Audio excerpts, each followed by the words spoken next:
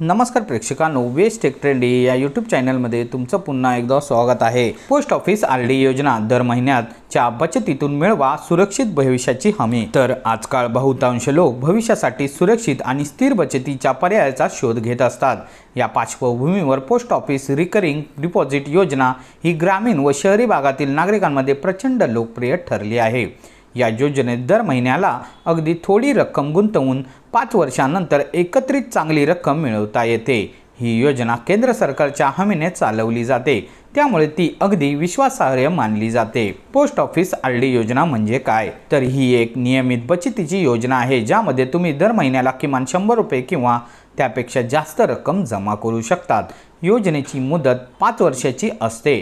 ठराविक कालावधी संपल्यानंतर जमा रकमेसह व्याज मिळते। खातं पोस्ट ऑफिसच्या कोणत्याही शाखेत उघडता येते आणि ऑनलाईनही व्यवहार करता येतो। सरकारी हमीमुळे सुरक्षित 6.7% दराने निश्चित व्याज 2025 नुसार 5 वर्षाची मुदत आणि नियमित मासिक गुंतवणूक। या योजनेचे महत्त्वाचे फायदे: सुरक्षित रिटर्न्स, भारत सरकारची हमी असलेल्यामुळे जोखीम अगदी कमी, लवचिक गुंतवणूक, केवळ 100 रुपये सुरुवात करता येते, नियमित व्याज, तिमाही कंपाऊंडिंगसह 6.7% व्याजदर, प्री मॅच्युअर क्लोजिंग, 3 वर्षांनंतर काही पेनल्टीसह खाते बंद करता येते, ऑनलाईन व्यवहार, NEFT, RTGS, मोबाईल बँकिंग, कोवर बँकिंग सुविधा उपलब्ध, नॉमिनेशन व ट्रान्सफर सुविधा, हक्क हस्तांतर आणि पोस्ट ऑफिस बदलण्याची मुभा। कोण उघडू शकतो हे खाते? भारतातील कोणताही नागरिक, सिंगल किंवा जॉईंट खाते, 10 वर्षावरील मुले स्वतःही खाते चालवू शकतात। एक व्यक्ती अनेक आरडी खाती उघडू शकतो। खातं कसं उघडावे? तर पहिले आहे जवळच्या पोस्ट ऑफिसमध्ये जा, दुसरे आरडीचे खाते उघडण्याचा फॉर्म भरा, तिसरे खालील कागदपत्रे संलग्न करा।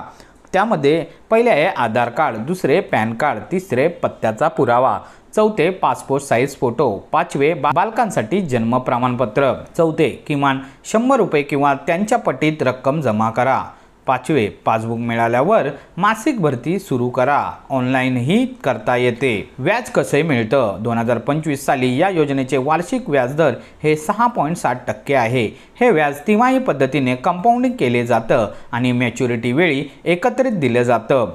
कर नियमावली: या योजनेवर टॅक्स सूट मिळत नाही। मॅच्युरिटीवर मिळणारा व्याज हा तुमच्या उत्पन्नात भरला जातो। जर वार्षिक व्याज 10,000 पेक्षा जास्त असेल तर TDS लागू होऊ शकतो। ऑनलाईन सुविधा कोणत्या? तर इंटरनेट बँकिंगद्वारे पैसे भरता येतात। IFSC कोडच्या सहाय्याने बँकेमधून पोस्ट ऑफिसमध्ये पैसे ट्रान्सफर करता येतात। अकाउंट ट्रान्सफर आणि क्लोजिंग ऑनलाईन करता येते। मोबाईल ॲपच्या माध्यमातून व्यवहार सहज शक्य। कोणासाठी उपयुक्त? दरमहा थोडी बचत करू इच्छिणाऱ्यांसाठी, रिस्क फ्री गुंतवणुकीसाठी इच्छुक असणाऱ्यांसाठी, मध्यमवर्गीय, ग्रामीण आणि निमशहरी भागातील लोकांसाठी, विद्यार्थ्यांचे शिक्षण, लग्न किंवा भविष्यातील गरजांसाठी योजनाबद्ध बचत करू इच्छिणाऱ्यांसाठी। काही मर्यादा, नुकसानी: टॅक्स सवलत नाही, वेळेवर रक्कम न भरल्यास पेनल्टी लागू, फिक्स व्याज दर, मार्केट वाढ झाली तरी व्याज वाढत नाही, 3 वर्षांपूर्वी बंद केल्यास व्याजात घट। शेवटी का निवडावी ही योजना? सरकारी हमीमुळे सुरक्षित, लहान रकमेतील सुलभ गुंतवणूक, व्याजदर निश्चित, ग्रामीण शहरी सगळ्यांसाठी उपयुक्त, महिला, ज्येष्ठ नागरिक, विद्यार्थी यांच्यासाठी योग्य पर्याय। तर प्रेक्षकांनो, तुम्हाला दिलेली माहिती कशी वाटली? आणि हा व्हिडिओ आवडला असल्यास आपल्या या यूट्यूब चॅनलला लाईक, शेअर आणि सबस्क्राईब करायला विसरू नका। तोपर्यंत धन्यवाद।